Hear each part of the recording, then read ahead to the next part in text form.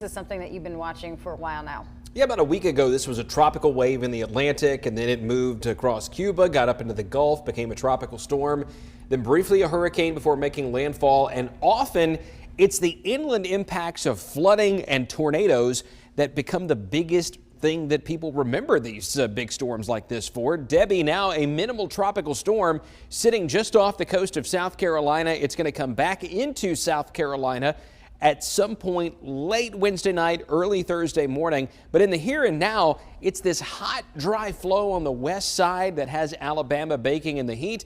And the tropical downpours are just going to continue here over the East Coast as the storm moves inland over South Carolina and then takes a quick jump up toward places like Vermont, New Hampshire, Maine. Serious flooding likely up that way this weekend.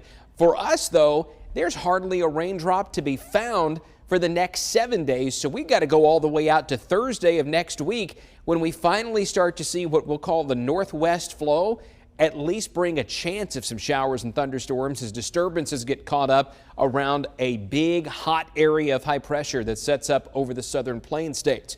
Speaking of hot, Wednesday is going to be hot, even though we don't have that big hot ridge. This has more to do with the compression of the atmosphere surrounding what is now Tropical Storm Debbie. It's squeezing down on us because the air is descending from the top toward the bottom. So temperatures tomorrow get into the upper 90s. And it won't take much humidity to turn 98 into a feels like of 104 to 105. And that's what heat index criteria is here in central Alabama. Here's how the day is going to break down for us. 75 degrees at 7 a.m. Pretty steamy, yes. Also a hazy sky. Instead of that deep tropical blue, we've got some wildfire smoke overhead that provides a bit of haze. You may have noticed that today. It's going to look the same tomorrow.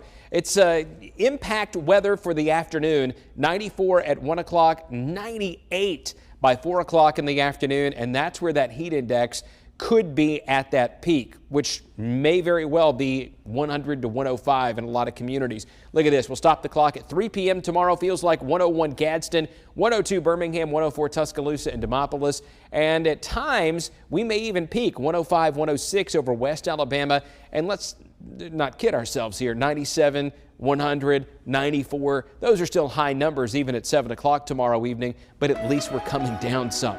The heat is going to break temporarily by the weekend, though. So you've got a few really hot days here. 98 on Wednesday, 98 on Thursday, 94 Friday. Then the payoff comes, and it's all because of this. And look, what's interesting about Debbie this evening, the core of the storm is almost gone. It's been eaten away by that drier air, but it may regain some strength as it moves inland and then takes off toward the northeastern part of the country by the end of this week and the weekend. That's what's going to open the door for our cool front. Cooler, drier air comes racing in for the weekend, and then the heat starts to build quickly after that, going into Monday and Tuesday of next week. So here's that 7 day again. It's very hot in the short term. We've got that little break where we're thinking high temperatures could be as cool as the upper 80s by Sunday. It's 10 degrees cooler than tomorrow. That's a pretty big drop. And then overnight lows are going to be maybe as cool as the 50s in the cool spots by Sunday morning and Monday morning, and then it's hot again. You know, I was talking to Brittany. She wants a 4 a.m. forecast for running. What do you think? Tomorrow morning or Sunday morning? Maybe the whole week. I would go Sunday morning. Yeah, all right. Hey, history in Paris. Today in France, on the track. Find out what American took home gold next in sports.